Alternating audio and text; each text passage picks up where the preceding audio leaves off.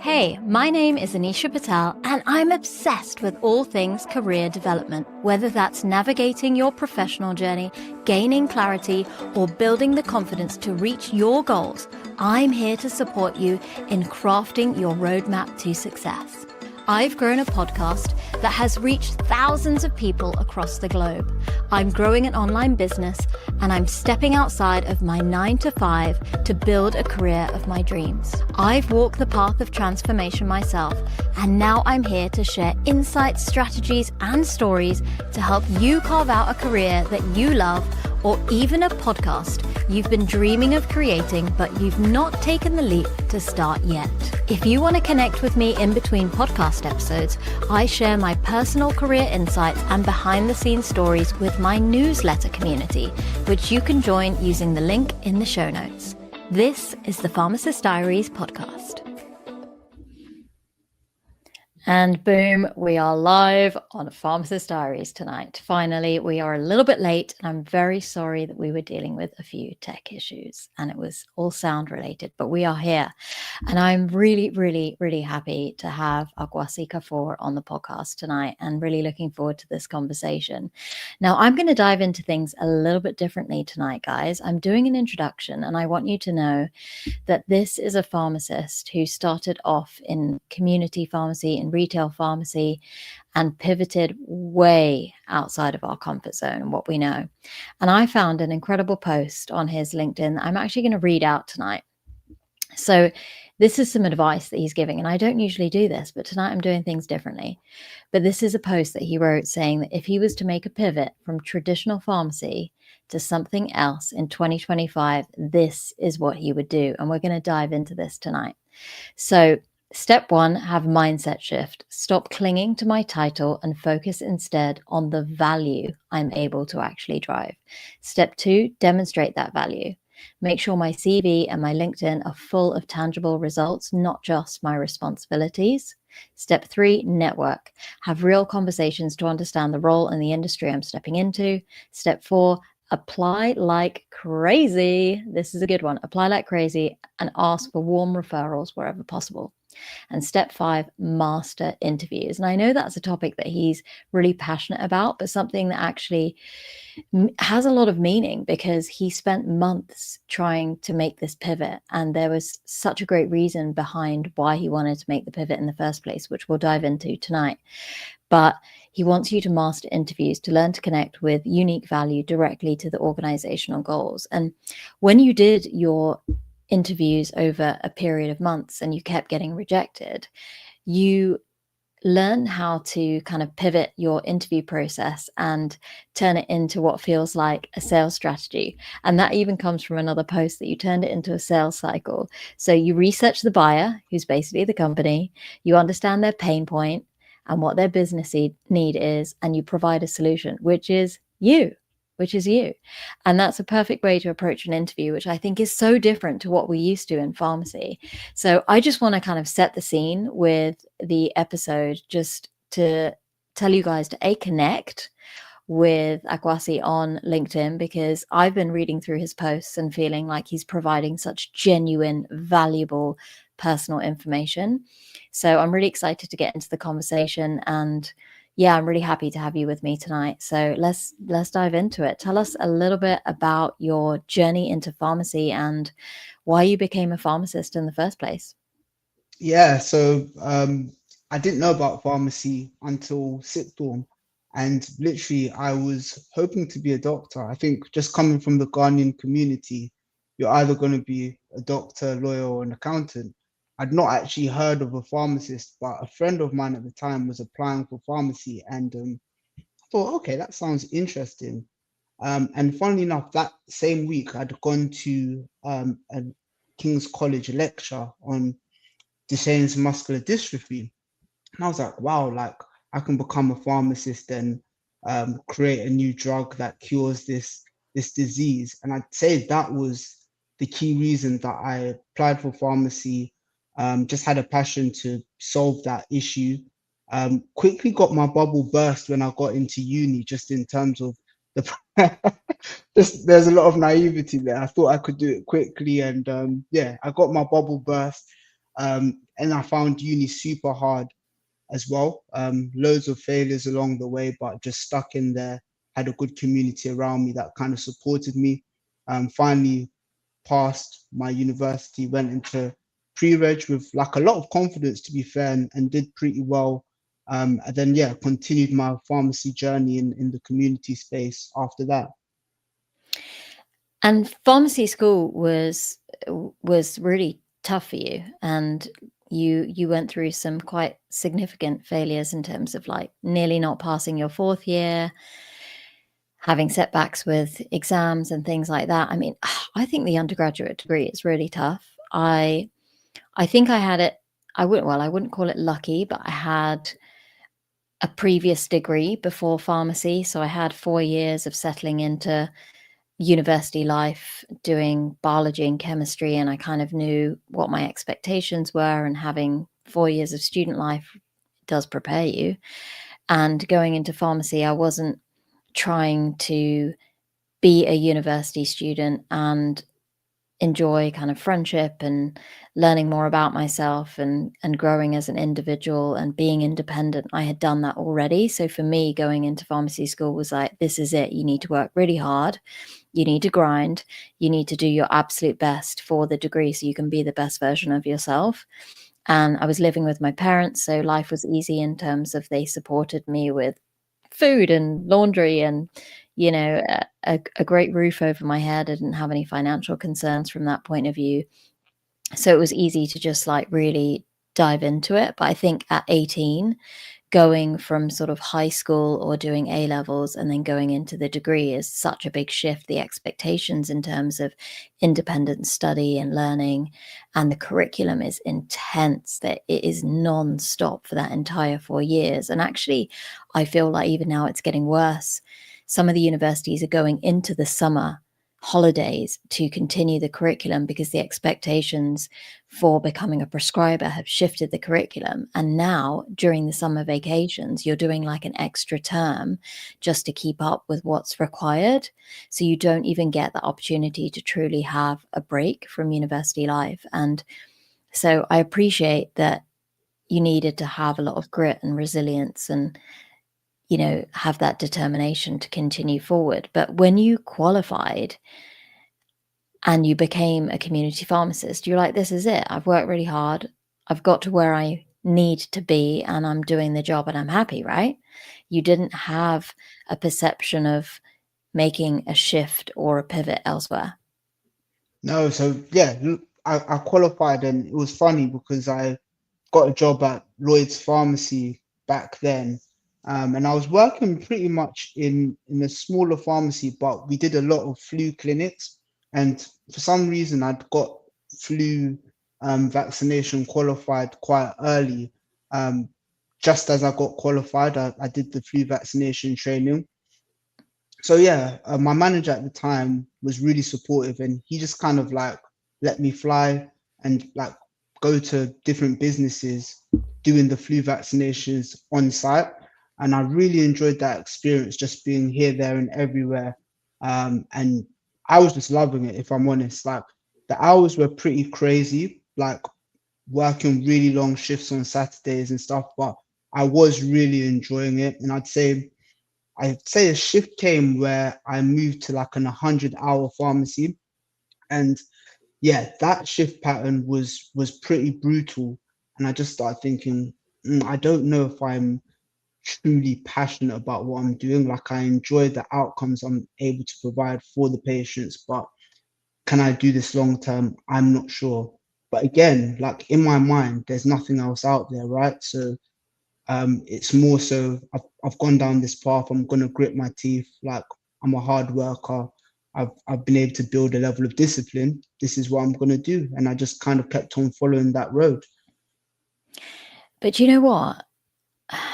You say that, and I feel like there's hundreds, if not thousands, of people out there who felt or feel the same way, because you work so hard to become a pharmacist, and in your head, becoming a pharmacist is the end goal, when in reality, becoming a pharmacist is the beginning of everything else. And I've learned to understand that over the years because I have done so much fun stuff with my career. And I've been so fortunate and I'm so grateful for all the incredible opportunities that I've had that have helped me to understand that pharmacy was my starting point.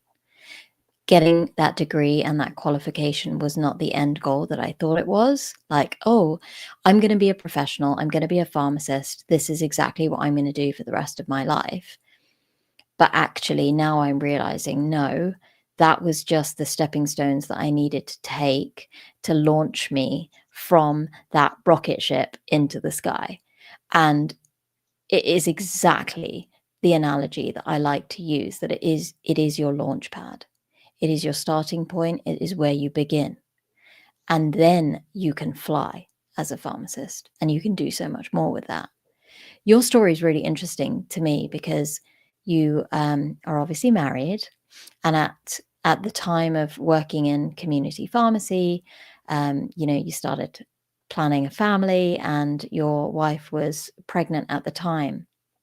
And that story resonates with me because obviously I'm a mother as well. And I would say that I've had a very similar conversation with my husband, but not at the same point as you did. And I think it was really pivotal for you to understand that as a parent to be, that the hours that you're working, the money that you're making, the time that and energy that you're spending in this, what is supposed to be your career, it doesn't feel like it's enough. Can you share that kind of story with us?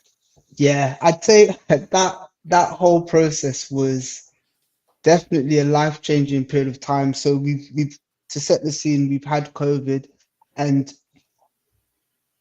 we all remember like what a terrible time that was. And in my mind, I thank God that I was able to be a pharmacist in that time and provide the service that I was able to provide. And, selfishly as well, like the ability to go out and do stuff like helped me mentally, like in that period of time. So amazing. So we've come out of that and, my wife has gotten pregnant. And if I'm honest, I'm not really a planning sort of person. Like I'm very much a go make it happen. Whatever happens, I'm gonna figure it out as I go along, like, and I will make it happen. I have that sort of mentality, and my wife's like the complete opposite. And many a times that mindset that she has saved me because it's like, okay, but you haven't really thought about every aspect of life, right? So yeah, I think we were just up late, just speaking, and she was just like, like you're working like really late. I don't see you for the whole day. Like the pregnancy is quite tough. Um, you're getting back like 7, 8 o'clock sometimes, sometimes even later, especially if it's end of month and we've got a lot of things to do in the pharmacy. And yeah, she was just kind of venting, I guess, but coming with real points. And I think it got to a climax where she just said to me, like, in terms of the life we imagine and the career path you have right now, I don't envisage anything that we dream of seeing happen in our lives or the way we want to raise our kids being a reality or a possibility, whether that be from an earning perspective, like the top range earning potential, or from a lifestyle perspective, right? Because at times I'd be in the pharmacy 5 days a week, locuming on Saturdays, um, very busy, right? And so she's like kind of breaking it down to me. And I think slowly things are clicking. Like she's actually kind of right here.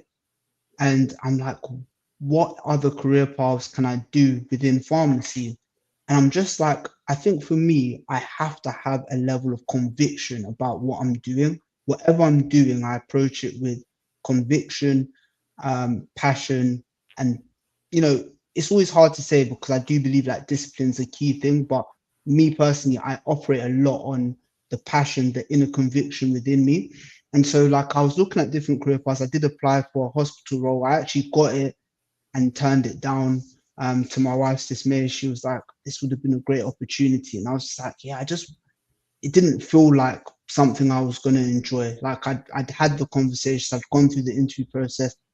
I wasn't going to enjoy it, and I started thinking about potential PCN role. again, like for me, it just didn't resonate with me personally. I'm sure it's an amazing role, but for me personally, it just didn't resonate. And then she kind of had a different conversation with me. She was like, what is there outside of pharmacy that you can use your degree for? I remember it so clearly because I was literally on the sofa frozen because that question didn't even make sense to me. What about a career outside of pharmacy? I've studied for 5 years in uni. I actually failed my final year and had to redo a whole year. So 5 years in uni, 1 year of pre-registration training, and yeah, like I'm feeling pretty good about my role in terms of my ability to deliver. So I'm like, what do you mean a career outside of pharmacy? And I guess she just said, like, I mean, like, there's many people who do a degree in this and then they go on and do something completely different. What is the difference between pharmacy and those degrees? Because I know that you're clever, I know that you're determined. What would stop you from making a move into something completely different? And I think, like, at the time, it was very defensive, but as I like kind of just like, I'll be honest, I was quite defensive. I was like, I'm not going to do this. But yeah, I just was like, I guess it took me a week of just thinking on it. And I was like, hey, I'm going to do this. I'm going to at least do the research and do some due diligence and speak to people I know in different careers and see what would resonate. And I guess that started my journey down a massive rabbit hole, which has led me to where I am today. I'm loving this. I'm loving this. And I'm also just loving your wife. We need to be friends. So she's got values. She knows what her values are. She understands what kind of lifestyle that she wants to live, and she's got big dreams. What kind of dreams do you have as a couple in terms of like your family life? What are those dreams? What does that look like for you? Yeah, like I think for us, it's more so the ability to pour into our children, like really pour into them and create experiences for them. Um, Even outside of the school system, to be honest, like experiences that they can remember that will instill um, big picture thinking within them, right? And the ability to share that with our community as well. We've got loads of good friends, and really allowing every friend that we have to be able to input into our children. Because I always say to myself, I don't know everything, right? So there'll be a friend that I have um, who has something that they can deposit into my child that I don't have within me, right? So it's just creating that community experience and being able to let them grow into their full potential, not what I want for them per se, but nurturing what's already in them in terms of their skill sets, their dreams, their aspirations, and find a way to bring that out to its full potential. That's what we dream for our lives. And obviously, like that ends up having a level of locational freedom that at the time isn't available in community pharmacy. Okay, no, I love that. I love that. And it's great, like, because these are really difficult conversations to have when you become a couple and you take responsibility to bring a human into this world. These aren't necessarily conversations that I had during my pregnancy. They started to come because I wasn't happy with the fact that I was still working a full-time job, doing night shifts, weekends, crazy work patterns when my eldest was 6 weeks old and going to full-time nursery at the age of 6 weeks. And for me at that time, it was a reality that I knew I had to face. So I just accepted that this is normal. 6 weeks maternity leave is normal in the UAE. That is law. And that is what people are dealing with. So that's what I have to do. And that's what I'm going to do. And I can do it.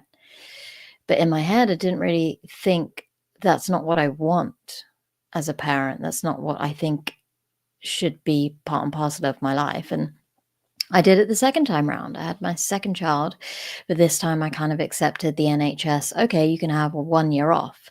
But during that time was just at the end of the pandemic when interest rates skyrocketed for mortgages and suddenly my mortgage doubled.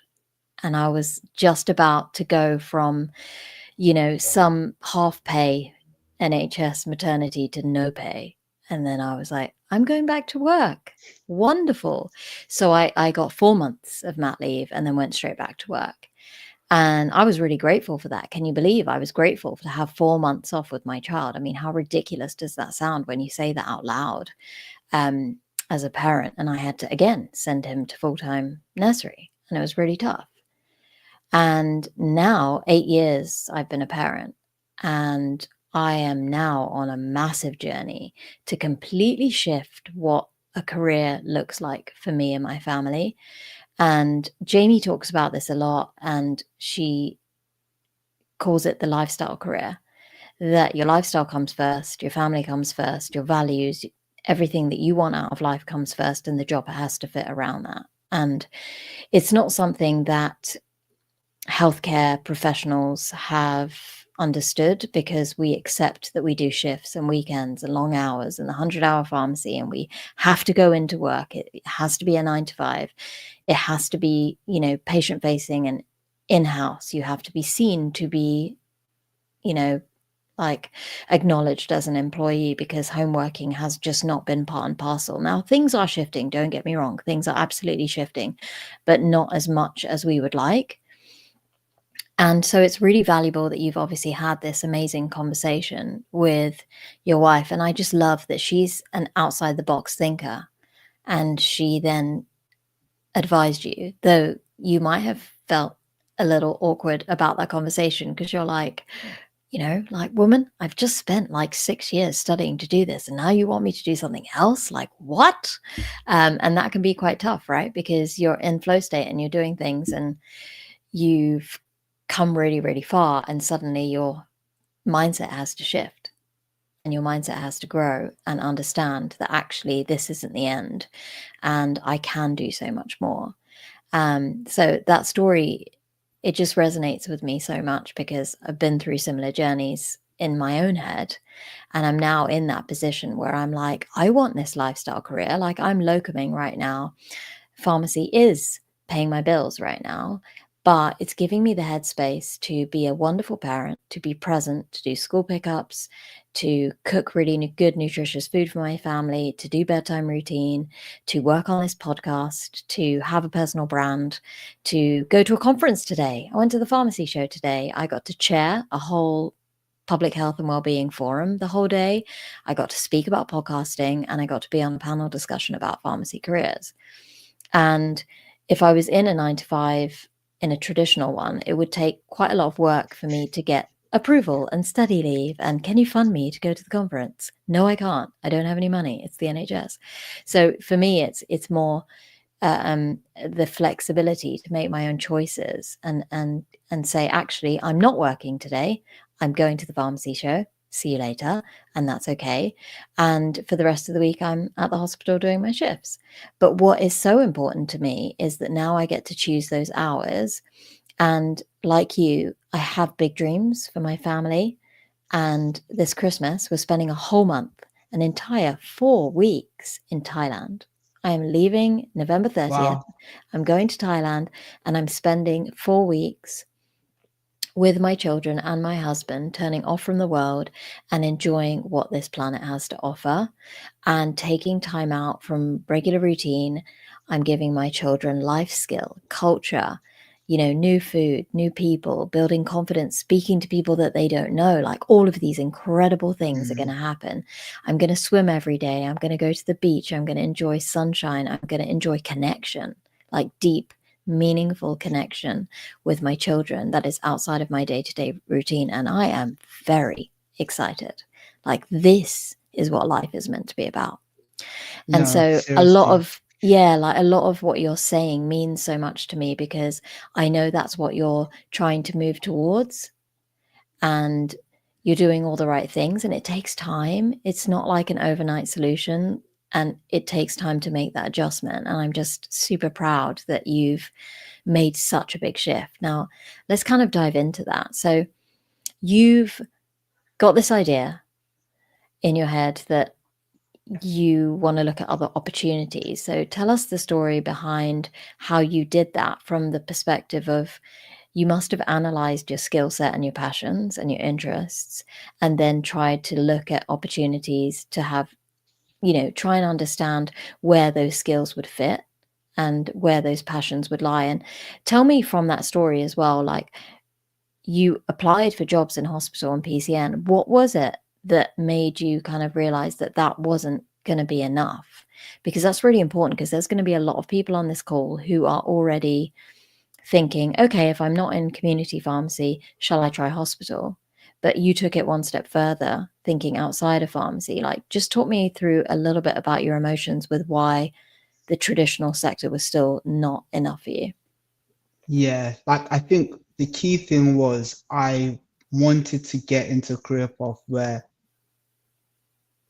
the norm, or I wouldn't say the norm, but there is loads of examples of working from home and like maximizing earning potential. And I think those two things were key for me. And even when I was applying for hospital, the hours were still kind of crazy. It was still kind of crazy. So I was just like, man, so I'm making this shift. I'm gonna be on relatively similar pay, so that's okay.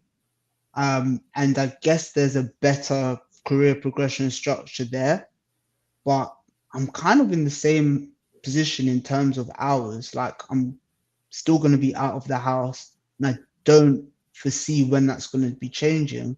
And at the time, my wife was probably about 3 months pregnant, so my son was coming in 6 months, and I was thinking, okay, so something has to shift here. I also looked at PCN and just thought to myself, this just generally isn't for me. It's just the whole workflow isn't like something I'd want to be doing. Um, so yeah, those were the two reasons on both ends. Hospitals more so, the hours are still crazy because I wasn't like super senior. So I was going to be coming in quite a junior role. The hours were going to be crazy and I was going to be on call as well. So, it wasn't like, yeah, it just wasn't going to work for me. And then on the PCN side, I just weighed it up and I was like, I'm not going to enjoy this, like just point blank, period. So yeah, I just started looking into different career paths at that point. And this is where I'd say the story gets a bit crazy because I was looking like I had a friend that was in insurance and he used to work from home at the time. I was just asking loads of questions like maybe I'll get into insurance. I was good at maths like in school. I'm sure I should be able to make that jump. And in the midst of looking for insurance roles and trying to find out more on it, like on YouTube, just listening to people speak about what they do day to day, etc., I literally just clicked on a video that was talking about software sales. And it was like this podcast, very niche podcast, just talking about, I guess, people who had done well in sales quite a while ago, but just telling the story of like how the software sales role began and like what it looked like back then versus now. I was like, this is super interesting. And like, funny enough, like the process that they used for deals was called medic. And I was like, I'm kind of a medic. I'm a pharmacist. Like, this is all fitting. Like, I'm understanding that sales isn't so much pushy, especially at the B2B level. It's more so you're fishing for a solution, right? And so I was just like, I feel like I can do this. They're able to work from home for sure. And the earning potential is way more than what I'd ever been exposed to in my life. Like my mom was a nurse. I'd say my immediate circle um, weren't doing anything of that nature for their careers, right? So I was like, okay, this is super interesting. Hadn't heard of it ever. And then I just started applying for roles. And I'd say that's like something I do want to say to the audience. I think that one of my best qualities is almost like the naivety is actually probably one of my best qualities because when I have an idea, I'm very quick to implement on it and just get started. And because of that, I invest so much into it so quickly that I almost feel bad on myself to give up at that point. So like literally the next day I was in the pharmacy listening to every podcast I could on software sales. I spoke to my wife and said, babe, I need you to connect with every person on LinkedIn you can find. Here's my LinkedIn password. Connect with every person you see in software sales. And when I come home, I'll message them and send a message and try get some more information from them. And we literally, as soon as I got the idea, like within a week, I just started implementing and doing stuff to get me closer to that goal of breaking in. And like, because I've been speaking to so much pharmacists this year, one thing I see is that as a profession, we have like this over analysis trait, right? Like we want all our ducks to be in a row. We want things to be like perfect. We want ourselves to be perfect. But I think you almost become ready in the process of just doing stuff and trying and failing to a degree and getting back up. And that's all the process of getting to where you want to get to, especially if it's outside of pharmacy. So yeah, just wanted to throw that in. Mate, I'm with you. I'm on the same pathway. I'm naive sometimes. My husband says that to me all the time. He's like, "You're just so green, girl. Like, you're so green." Because I just sometimes my brain doesn't overanalyze things. Like, if I want something, I go get it. I don't think too much about, well, what will so and so say if I do that? Or how will I be perceived if I do that? Because in my head, I'm just like, oh, just do it. And I know that can be difficult for pharmacists. I'm 100% aware that we do have quite a perfectionist mindset. And something as simple as a job application, they will look at the person's specification and the job description and make sure that they can tick off every single word on that job description before they even give themselves an opportunity to believe that they could do it. And I've had to work quite hard at removing that kind of, I feel like, we're brainwashed a little bit to believe that we need to have everything on the person's specification before we can apply, or we need to have everything and more. But instead, now I have shifted my mindset when I've applied to jobs and I'm looking at the job description. I'm like, okay, I can probably do about 70% of the items on this list. And I have the experience, the knowledge. I have examples of things that I've done in my role that can demonstrate those qualities that they're looking for. However, there are things on this list that I don't have a clue about and I'm not very good at, but I have the ability to demonstrate that I'm willing to learn and that I can think fast, I can grow quickly, I can learn on the job, and this is how I can solve that problem. And that enthusiasm and that energy and that positivity can go a long way. What I haven't mastered, which I'm now super excited that I know you as a human because you can guide me on this journey, is that I probably am still quite traditional in the way that I interview. And I've been really fortunate that I've got quite a unique career history that allows me to showcase my story, and the story sells itself and the skills sell themselves as well.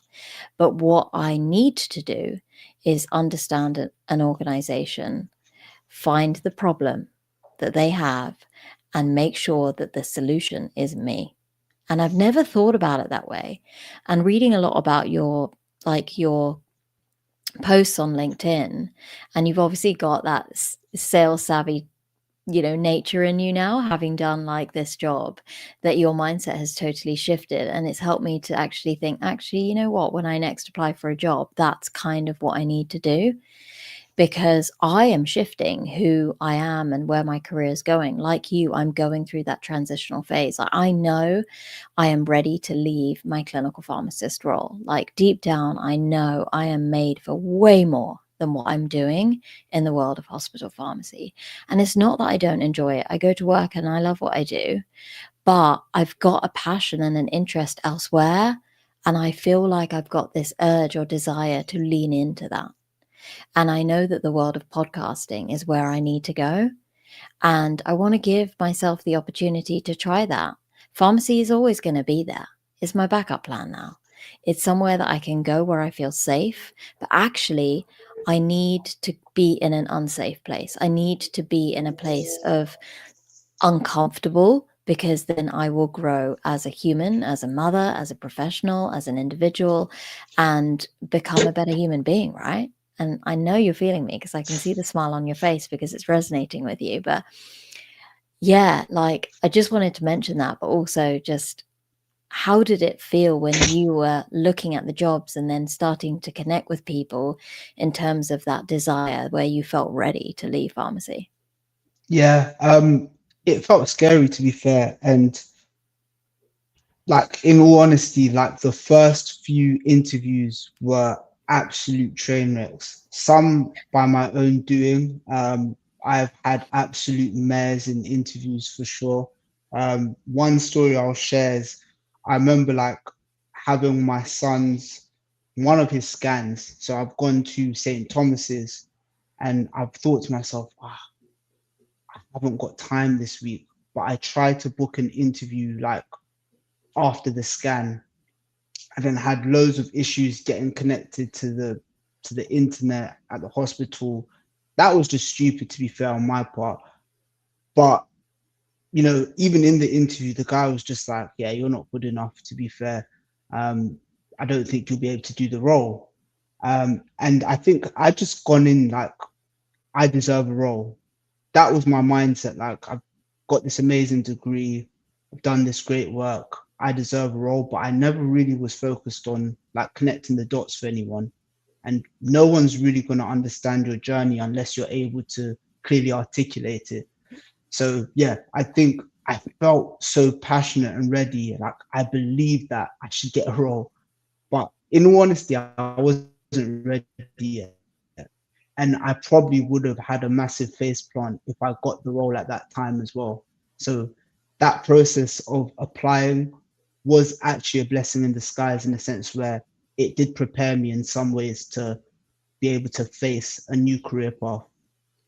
But it's a totally new way of interviewing as well, like completely outside of your comfort zone. So you kind of have to expect that it's going to be a difficult few like first interviews, and the only way to learn is to actually just go and do it.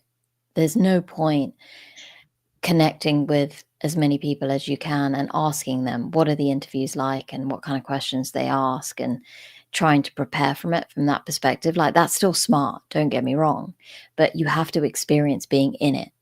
You have to be quick with your thinking in terms of delivering information to showcase, well, this is my pharmacist self, and this is how I would normally answer clinical questions or leadership questions or communication skills, but it's so relevant to pharmacy. Now you have to think quick and deliver that information to a completely new sector. And it's not really about the experience that you've got, but it's the skill behind that experience that can be applicable to a new sector. Yeah, absolutely. And I think that's the tough bit because it's like, it's not only the things that you've done, it's like, how does this really apply to the role that I'm going for? And why would this give me an unfair advantage to a degree? Like what I've gone through, the things that I've been able to deliver in my career path, whether that be community, hospital, whatever you're doing, how would this really be able to benefit them? Because I think another mindset shift that's come later on, not at the time, is understanding that when it does come to jobs, like we all think like we're good, but at the end of the day, you have to be able to communicate your value, and no one's gonna hire someone, especially like in a more so business facing role. No one's gonna hire someone who they don't believe is gonna be able to bring value and value relatively quickly as well. So, like, I It, think it it's another hard thing, to do that though, isn't it? yeah, It's not the way that a pharmacist thinks. It's not a way that we're trained to communicate. But we're very much like of service in terms of who we are as individuals, right? We're healthcare professionals. We're here for the patient. We're here for the individual that who comes into your pharmacy and asks you to solve a problem. And yeah, we're really good at problem solving, which is a great skill to have that's transferable. But we're not the type of people who are good at selling ourselves. yeah, That we're very factual. We can list a million and one tasks that we've done or experiences that we've got or knowledge that we've gained through different qualifications or courses we've been on. We're great at listing things. But I think when you go into the corporate world, in the business world, in the sales world, you have to be able to definitely, like you said, you have to demonstrate your value and show why you are absolutely worthy for that position over everyone else who has applied, and what makes you unique in your experience, which is going to deliver value for them. And that question is probably the hardest question, you know, when they ask you, like, why have you applied to the job, or what are you going to bring to the table? I've always found that question really hard, and it's one of the questions I prepare beforehand. It's one of the questions that I feel really comfortable and confident saying out loud, because it's usually one of the first things that they ask, like, tell me about yourself, you know, tell us a little bit about your kind of like career history, and then why did you apply, and what is amazing about you that means that we'll give you the job. Like, those are the top questions that come up. And my interview tactic is know those answers, like, in and out. So when you deliver it confidently, and you deliver it with good storytelling, and you deliver it differently to someone else. And then if all the other questions are like a complete fuck up and you fumble and you don't know what you're saying, they still remember that individual who started off the conversation really, really well. So if it doesn't go your way, it's cool, but at least you feel more confident when you go into it. Yeah, absolutely. I couldn't have said it better myself. It's like you have to be prepared for certain things, and at the end of the day, you have to sell yourself because you've got amazing things that you've been able to do. But a lot of times you have to fish it out and like really think hard. What have I actually been able to deliver for the company, the hospital, the PCN that I'm working for, and who did that affect, and Yeah. what did that affect actually create in the world? Like, what did it really prove and show? So yeah, there's a lot to it. So in the initial job that you applied for, in terms of sales and software sales, like, what is that role? Yeah, Break it down really, like, simply, because there's a lot of people who might be tuning into this and thinking, I don't even know what you do. yeah, no, Can absolutely. you So explain that? Yeah. yeah, so like I guess in the most basic terms, I apply for a role called a sales development representative. And in essence, what a sales development representative will be doing is reaching out to potential clients for the business that they're working for, and creating interest, seeing if a potential client has a potential issue that your product can solve. Think that in essence is it. And you would do this through a range of different things, whether that be events, marketing campaigns, email outreach, cold calling, LinkedIn outreach as well. So you'd use a full gamut of things. And I guess the aim would be to get the potential customer in for an initial conversation where you can speak to them in a fashion where you're not speaking to them out of the blue. So now this is more so the point where pharmacy skills really shine. So it's that active listening aspect of things. This is where you're really asking deep questions.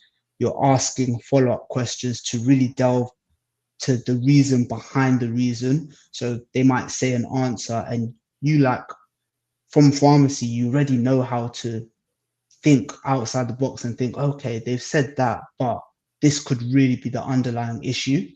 Um, and so that was the skill that made me really good. I'd say I struggled initially on that initial stage, but once I got someone into an introductory call, like in a more consultative fashion, I was able to shine in those aspects, but I had to work on the other aspects initially.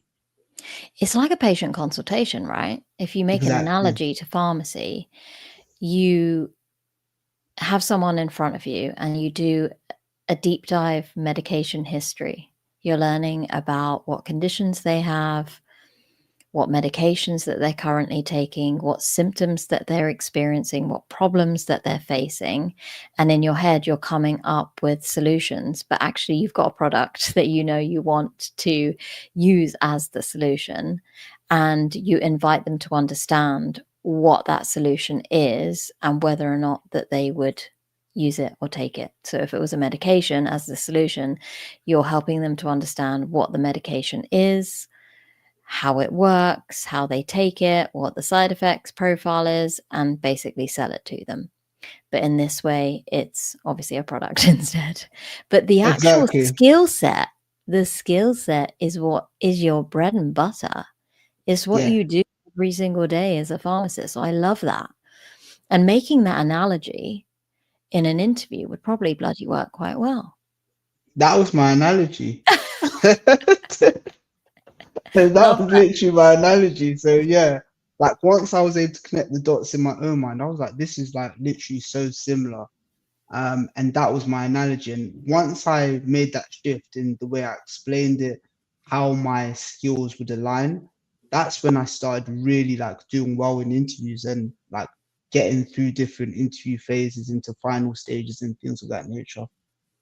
Yeah, I mean, there's obviously a lot of other skill set that I'm thinking of, whether it's, organizational skills, your ability to communicate in different formats, whether you're at events or creating marketing material or cold outreach, sending those DMs, having virtual calls, face-to-face calls. You know how to do that as a pharmacist, and you know how to do that really, really well. You will have to demonstrate leadership. You will have to work in a team with other people because you're going to have to communicate with other people who are maybe working on that kind of like similar sales team as you are, as well as your line managers, etc. You might be mentoring people who are coming into the company as you become more experienced. So there are a lot of skills that you would utilize in this role that you would have definitely used as even a community pharmacist or a hospital pharmacist, like, right? Yeah, no, absolutely. And I think a few of the different skills that I kind of like leaned into, of course, like the leadership aspect and things of that nature, but also I'd say the ability to understand complex um, things and break it down in very easy ways, like digestible ways. I think that's like a key skill that you need in any sales role as well. So your your product could actually be super complex, but you need to break it down in a way that the person that you're selling to can understand and can Mm. see the value in. And when we're speaking to patients, we're not using medical jargon. We're explaining it in the most simple way possible depending on their understanding level to make sure that they'll be compliant and be able to take the medicine correctly. And I think it's a similar sort of fact as well. Yeah, and if you're a hospital pharmacist, even better, because you will normally have exposure to a medicines information rotation at some point, or even have worked in a medicines resource center where you are constantly receiving problems, whether it's a face-to-face or a phone call or an email from another healthcare professional or a patient or a parent. You're doing all the research and getting all the evidence that is going to solve that problem, and then you have to deliver that information in the right context. So if you're telling it back to a consultant or you're calling a parent of a sick child and explaining it to a mother or a father, or maybe you're speaking to a fellow pharmacist, the language that you're going to use, the way that you deliver that information varies according to the person. And we do that every day, all the time, all the time.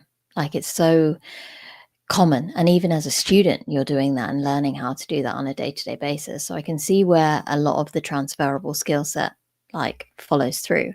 Tell us a little bit about, how do you kind of look at career progression? Where do you start when it comes to these types of roles, and what opportunities do you have within companies? Yeah, so I'd say if you're in a tech company, there's various different paths you can take. I'd say the normal route would be you start as an SDR or potentially a BDR, um, and so sales development representative, business development representative, very similar roles, sometimes interchangeable. Typically, business development representative is a bit more senior in terms of they're more so outbound and more strategic, whereas sales development representatives are more so inbound leads. So people that are already interested in your product and you're kind of taking them through that sales motion. And then you'd pass it the sale onto what's called an account executive. So that's another route you can go down. Now, account executive is a role where you're actually closing the deal. And what that means is, in essence, you're getting the contract signed. You're making sure that that customer is able to get a demonstration of the product. You're agreeing terms, negotiating contracts, etc., with that potential customer, and hopefully you're getting them to be a full-blown customer. Now, there's also like other subcategories of that where you could go down a more so customer success route. Customer success is pretty much ensuring that whoever comes on board on the product is getting the best experience and they're utilizing the product to the maximum potential that is available, that would allow them to get the maximum results. And typically it's the results that had been agreed upon during the sales cycle. So you might have said, okay, this product will be able to increase this by 10%. Now the customer success's job is to make sure that that customer is able to get to that goal, so that they're happy, that they're really like, happy with the product and able to grow their account within that. And then there's also another role which I'd say would be very, very relevant, and that's solutions consulting. So solutions consulting is more so you're helping a sales rep with the more technical side of the product and helping to demonstrate that to a potential customer. And yeah, really, I'd say within tech, like the progression is very wide ranging, and there's a lot of different paths, just because tech is very fluid as well. So I don't think you can feel boxed in, but it's more so for you to go out there and chase it as well. And I'd say that's the key difference between pharmacy, career paths, and tech. Tech is more so you're being very front facing and going after it and making a way for yourself and really pushing for things. Whereas pharmacy, it was more so you're hoping like within a certain number of years you'd be up for a certain promotion. Tech, like it's like nothing's going to be given to you for free. You have to deliver the value and use that value that you've delivered to continue selling yourself into new roles.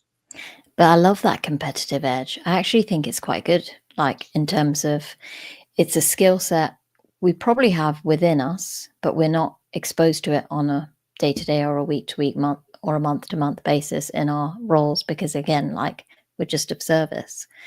We will see as many customers as we humanly can, and we will serve as many people and help as many people as we can. Like that's the target.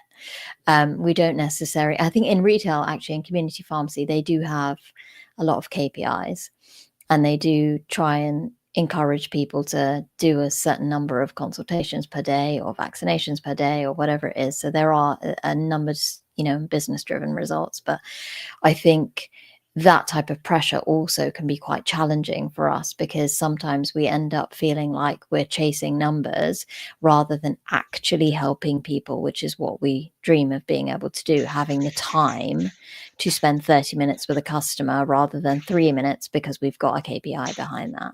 And that's quite a difficult shift for us, or a difficult balance because of resource. And that's also what burns pharmacists out in the first place. I'm so glad to hear that there are other opportunities, and actually there's been loads of questions, so I am quite excited to dive into Q&A, and I'm excited to see some people that I've connected on LinkedIn with today joining us for the live. So hey guys, I just want to say, by the way, that this interview is just going amazingly well, and I'm just so happy with the content that you're giving my community, and I'm so grateful.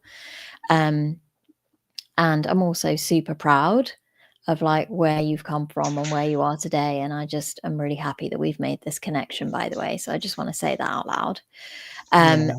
Yeah, I'm just really, really happy that we've made a connection. So I think this is somebody called Joseph. I'm assuming it's Joseph J. Love the interview. Any tips for transitioning from community pharmacy to health tech? And before you answer that, I just want to say that I also interviewed a US pharmacist. Her name is Lauren Curtis. She's a health tech guru as well. And was a great interview, but also she is somebody who has amazing resources on this. So if you haven't seen that episode, go back to it. It was in this non-traditional career series. But yeah, Akwasi, chip in and let us know if you have any feedback on that. Yeah, I would say like it's first of all, there's going to be so many different roles within health tech. So I'd say the first thing is get really clear on what role you want to be going for. And I always say like focus is key. Like I know like there's always different perspectives on this, but for me, it's like get really clear on the role that you feel resonates with you. That helps later on down the line in terms of conviction, belief, passion, the ability to show something different in those interview phases. So get clear on the role, number one, reframe your mindset in terms of what's possible. Like you can land a role. Often you won't need to do extra qualifications, but if you do, then of course do them. Um, Next thing is really create opportunities for yourself. Don't wait for someone to give you an opportunity. You go out there and make an opportunity appear to you. So what I typically say is like you need to be getting in front of everyone you can. Just like in my story, I was connecting, my wife was connecting with tech sales professionals, UK, US, just so that I could get some understanding, not only of the role, but of the things that I could potentially use to position myself better. So, yeah, do that. Network with people that are already in health tech, speak to directors, speak to VPs, speak to the CEO. Like they're a human like you or me, and you might be able to leave a lasting impression on them by just going out and having a chat with them and explaining a little bit how you can deliver value, but also picking their mind. Like I ask a really simple question that opens so much doors to conversations, which is if you were me today and you could give me one tip that would help me get to where you are now, what would it be? And it's very simple. It's like one tip. And typically, if I'm honest, people then say to me, let's get on a call. And they end up setting up a 30-minute call and I haven't asked for it. So, like, just get yourself out there would be the next step. Then, of course, like CV optimization, LinkedIn optimization is key. So, make sure that it's clear what you're looking to do. Rephrase your CV from responsibilities to value. What value have you delivered? Not what have you done, what value was the actions that you took able to deliver for the companies that you've worked for? Of course, apply like crazy. Like I heard, speaking to a farm a couple of weeks back, they've done 50 plus interview, 50 plus applications. Nothing has come back to them. One, keep on applying, don't lose heart. Two, I would say like try something slightly different, like come into a different route. Maybe it's not just applying on the website. Speak to someone, try speak to someone internally. Maybe you'll be able to get a warm referral in. And then I'd say the last thing is, of course, mastering your story and why you're fit. Like make sure you know the company goals, you know the company culture, the things that they see as great. Look at the role, the job spec, what are the things that they say would make you successful and how can you prove that you're able to do those things. So yeah, I've dropped a few things there and feel free to reach out to me. We can go into more detail, like to get very specific, but that's what I would do on a high level. Sweet. I love that. I love that. So the next question we've got from Cyrus. What are the top transferable skills someone in pharmacy can bring into tech sales? Now, we've talked a little bit about the transferable skills, but if you could name your top three, what would they be? Yeah, I would say active listening. And you know what? Like, funnily enough, I'd say grit and persistence. Because I think, like, a lot of times in pharmacy, you have to push through a lot to get the patient outcome, whether that's that the way that you followed up to make sure patient referral goes right, making sure that a patient's able to take the medicine correctly. All of that stuff really leans into the mindset needed for tech sales. And I'd say the third thing is really just having that resilience, right? I think pharmacists are really resilient. even like when things go wrong, the way that they get back up, the way that they report mistakes that have occurred, and learning from that, I think that's super key. And I used to mention that in my interviews as well. It's something that might not be as well documented, but I just say like the way I used to report when mistakes happen, the way I learned from those mistakes, that really resonated with hiring managers because it's like everyone's going to make mistakes in life. And luckily, in other career paths, it isn't as crazy as pharmacy mistakes can be. So, learning from those mistakes are key, and making sure that you're able to show up a better person the next day is something that hiring managers really love. Sweet. I love that. I'm just going to make a quick comment that is there some sound in your background which is interfering with the podcast right now? Yes. It's cool. It's just so people know that it's not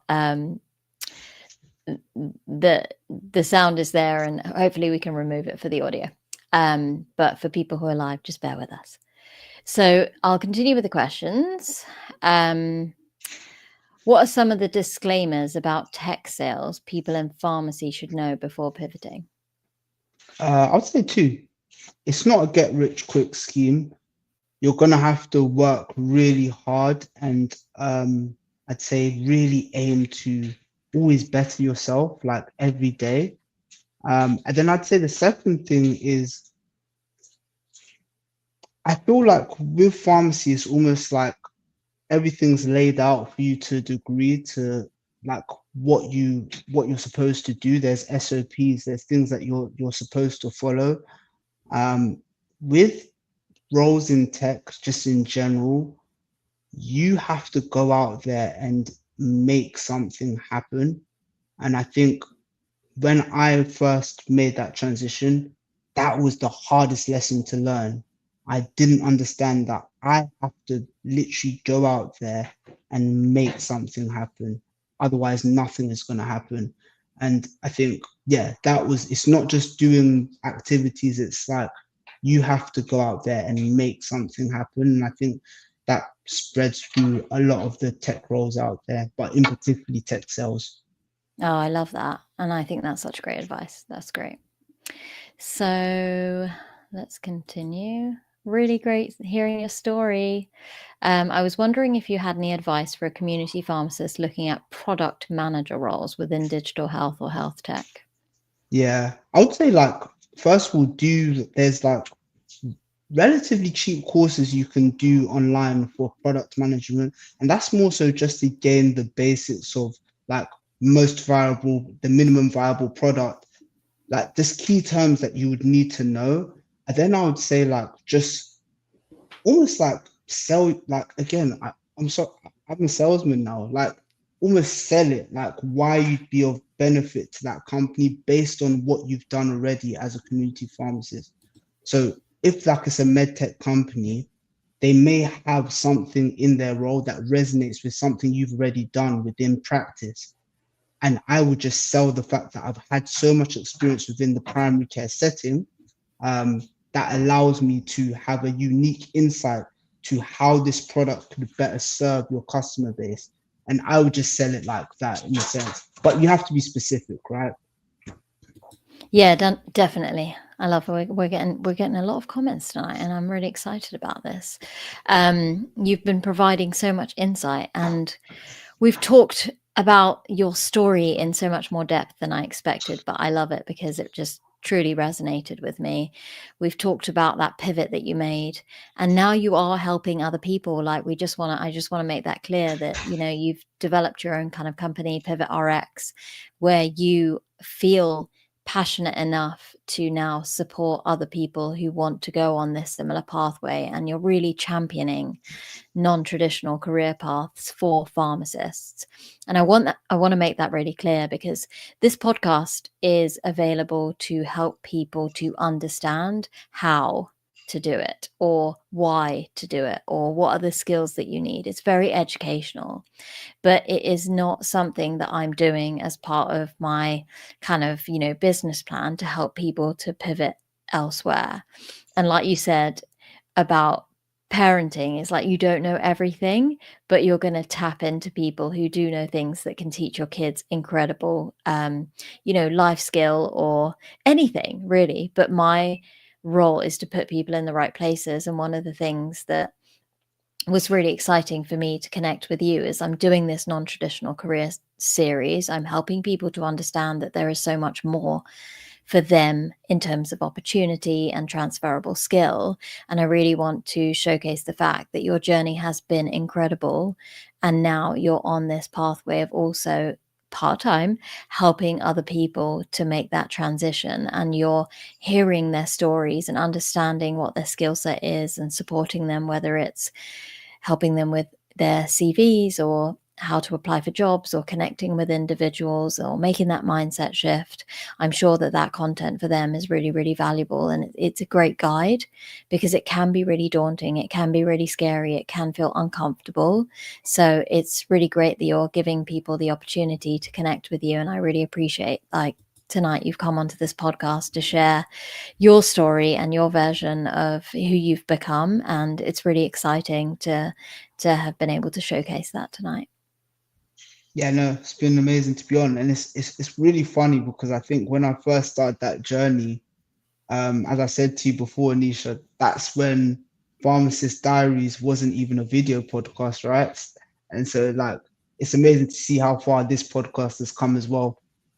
Yeah, I appreciate that. And it's quite exciting that you've been following me for that long, because it's been 5 years.